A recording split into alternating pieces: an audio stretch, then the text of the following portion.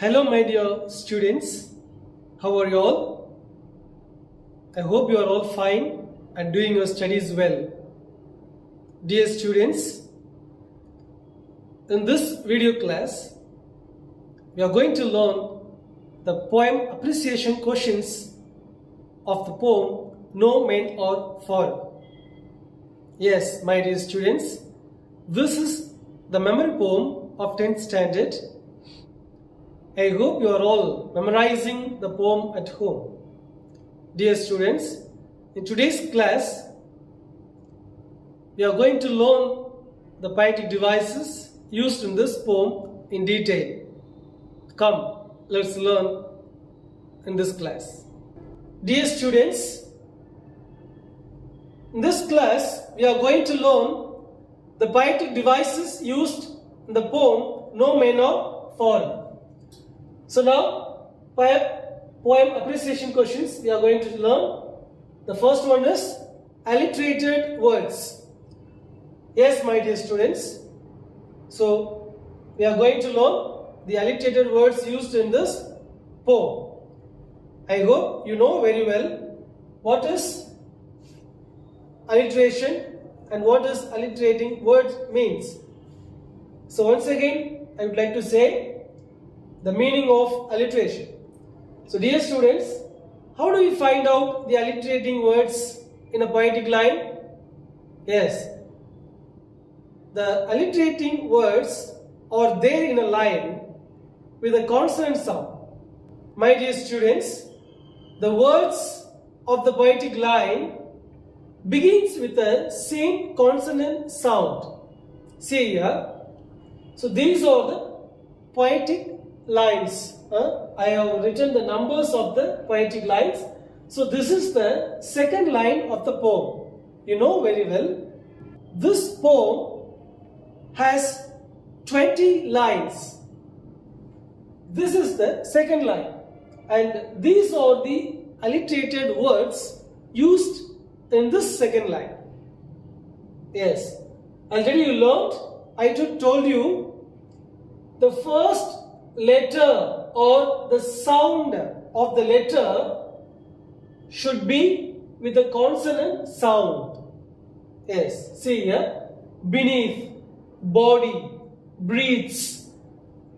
In this second line, all these three words start with a consonant sound B. Okay, B, B. So beneath, B is a consonant sound. Then the same line, we have another word starts with the same consonant sound. Then breathe. That's why in the second line, these three words are alliterated words. Do you understand? Yes. Good. In the third line, we have like and land. These two words are alliterated words. Could you find out this? Is it easy for you? Yes. Like, land. In these two words, the first letter starts with the consonants. Same consonant sound. L. Okay. Land. Okay. Good.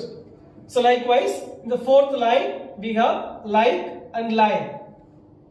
The first letters. In the sixth line of the poem, we have these words as alliterated word. The first one is war, winter. Adila W mattu. Wa. Though it is W, we pronounce this letter U. Okay. Wa. Winter. Good. The 10th line of this poem has these two alliterated words. That is sleep, strength. Sleep, strength. So the first letters of these two lines are alliterated words. Likewise, the 13th line, where, we. In these two words, we have W, and here also we have starts with the consonant sound W. Okay, where. Okay. Likewise, in the 17th line, the, that. In these two words, we have these are consonant sounds. So these are the alliterated words of this poem. Dear students, Likewise, you have to learn and you have to pick out the alliterated words used in any poem. Okay? Especially these are the alliterating words used in this poem, Noumena Foreign. Let's see the figures of speech used in this poem. See here, my dear students, in poem appreciation questions, we have figure of speech. In figure of speech, particularly, we are going to learn the usage of simile and metaphor used in this poem by the poet. See here, in the second line, the poetic line goes like this: beneath all uniform, a single body breathes. Then the second line, it goes like us. So, Mari and the line lapod. Beneath all uniforms, a single body breathes. Abinu for second line, like us in third line, that continue. See here, a single body breathes like us. So, in this line, we have to read together. A single body breathes like us. So here the poet explains the world, though people are different by uniform, though they wear different uniform, beyond that or behind that, beneath that, there is a same body made up of flesh and blood and the sensitive human heart. And by their thinking, we are all same. That's what he comes to say here. A single body breathes like us. Like us. So here, especially, the simile is used with the open comparison, like by using the word like. So you know very well, in simile, the comparison is open. Open comparison comes in simile. That's why we have the linking word like or sometimes as, and then all these words are there for simile. So it's easy to find out and the comparison is very clear. The fourth line is earth like this, in which we all shall lie. In this line, is the earth like this. So here he used the word like and he compares the earth and the earth of the people live. Both are same. Yes. Then the ninth line of this poem, the poet says, remember they have eyes like us.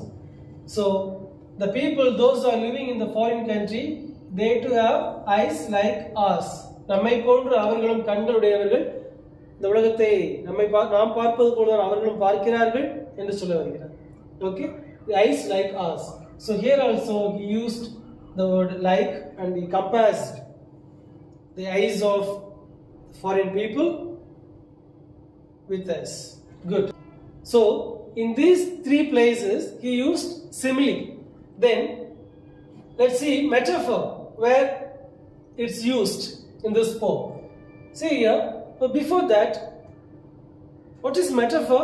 The comparison is not open. So the poet compares two things, not clear, openly, but hidden comparison is there. So we may not have, or not may not, we won't have the comparing words, the word linking words like or as in this comparison. So it is hidden comparison. So we must understand that it is a metaphor. See here, the sixth line of this poem, are fed by peaceful hours, by vast long winters starved. So here, vast long winter. Because he compares the duration of the war with the duration of the winter. So here he uses metaphor.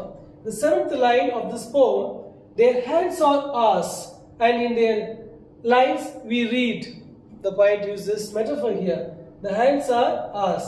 So here, the hands are ours.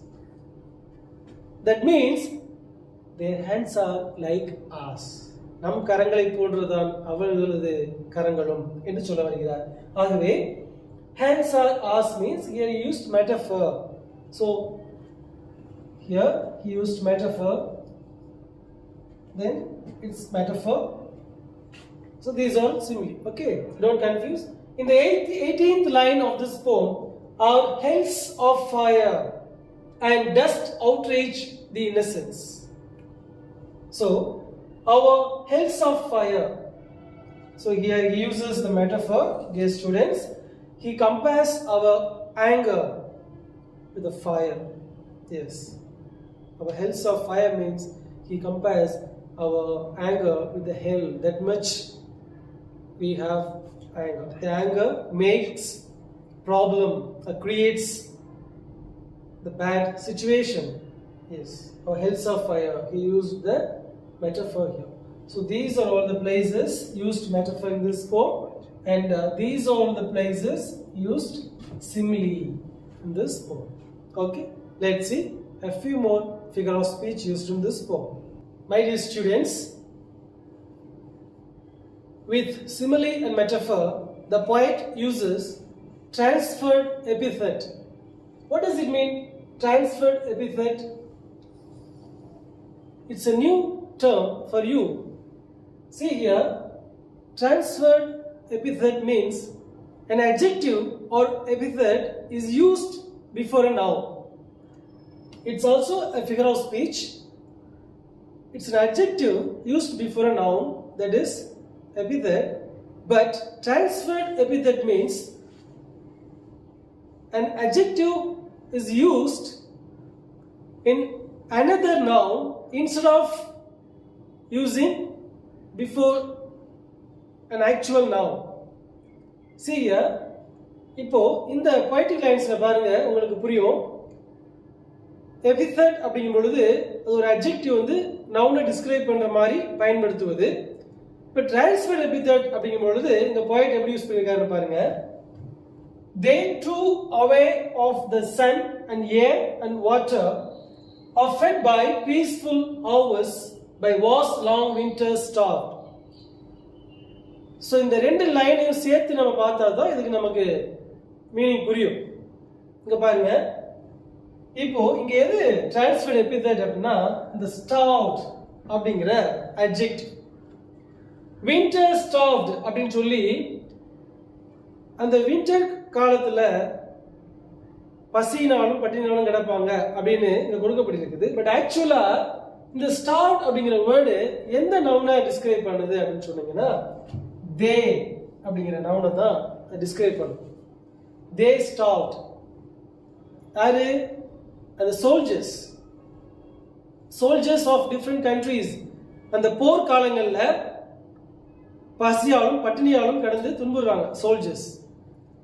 அதே நேரத்தில் பாத்தீங்கன்னா winter சீசன்ல தான் அந்த போர்லாம் நடக்குது. பாருங்க, இப்போ மக்கள் வந்து இந்த பீஸ்ஃபுல் ஹார்வெஸ்ட்னா நல்ல அறுவடை பெற்று நல்ல போதுமான உணவு இருக்கக்கூடிய ஒரு சூழல் நம்ம பார்க்கிறோம்.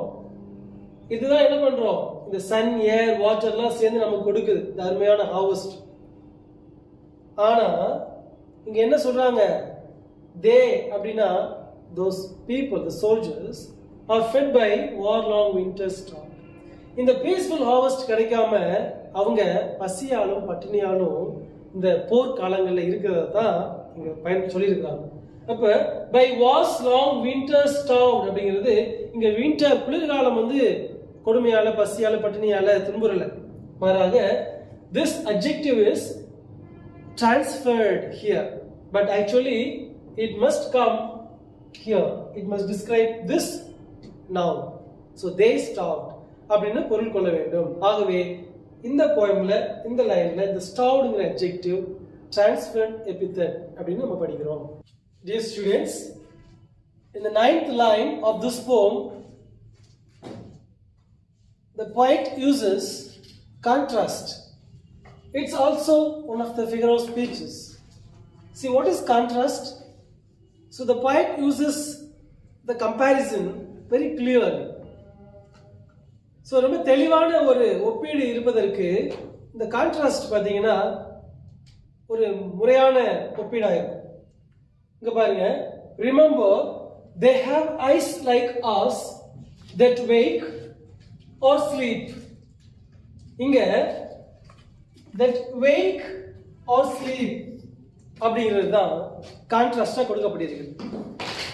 இங்க wake அப்படிங்கிறது விழித்தெழுதல், கண்களை விழித்து இருத்தல், விழித்து பார்த்தல் அப்படின்னு சொல்லலாம். ஸோ விழிப்பு அதான் wake or sleep. sleep அப்படின்னு சொன்னா கண்களை மூடி உறங்குவது அல்லது மூடிய நிலை. அப்ப பாருங்க, இதுதான் கான்ட்ராஸ்ட். எப்படிப்பட்ட ஒரு கம்பேரிசன் பாருங்க.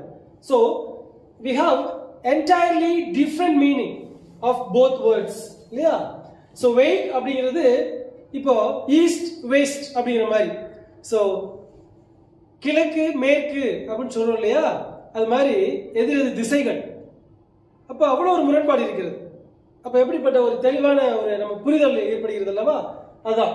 ஸோ அப்போ இந்த போயம் வந்து ஒவ்வொரு லைனும் தனித்தனியா இல்லாம ஒரு கோர்வையா போய்கிட்டு இருக்கு இல்லையா? அப்போ நம்ம எப்படி மீனிங் பார்க்கணும் அப்படின்னு சொன்னா, remember they have eyes like us that wake or sleep. So இந்த கமா வரைக்கும் நாம அதை ரீட் பண்ணி மீனிங் அண்டர்ஸ்டாண்ட் பண்ணிக்கணும். அப்போ wake or sleep is a contrast used in this poem. So we are going to see personification, that is one of the figures of speeches used in this poem. See here, our heads of fire and dust outrage the innocence of air that is everywhere our own. Okay, so our heads of fire அப்படின்னு ஆரம்பிக்கிற இந்த lines பார்த்தீங்கன்னா இந்த போம்ல இங்க the poet figures of speech ல வந்து personification பயன்படுத்தியிருக்காங்க. So இந்த இதுக்கு முன்னாடி நீங்க படித்த போயம்ல பார்த்தீங்கன்னா personification என்ன அப்படின்னு பார்த்துருப்பீங்க, தெரியும் உங்களுக்கு. இருந்தாலும் இங்க ஒரு முறை நான் அதை பாயிண்ட் அவுட் பண்றேன். தி இன்னசென்ஸ் ஆஃப் ஏர் அப்படிங்கிறது தான் இங்க personification. See here, personification means that is the comparison used in poems, especially the characteristics of human being is compared to non-living things or inanimate objects அப்படின்னு சொல்லுவோம்.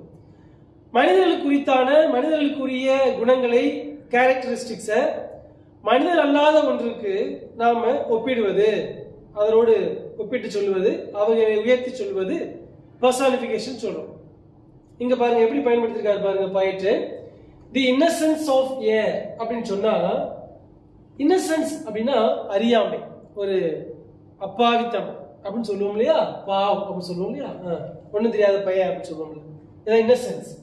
இங்க ஏ அப்படிங்கும் பொழுது காற்று அப்படின்னு சொல்றோம். So it's not like human being. Air is not like human being. It's a inanimate object, நான் living thing சொல்லுவோம் இல்லையா? இங்க பாருங்க, அப்போ தி இன்னசென்ஸ் ஆஃப் ஏர் அப்படிங்கிறது இங்க மனிதருக்குரிய அந்த கேரக்டர் ஒரு மனிதர் அல்லாத ஒன்றுக்கு சொல்லுகிற பொழுது அது personification. Okay, yes. So this is personification used in this poem.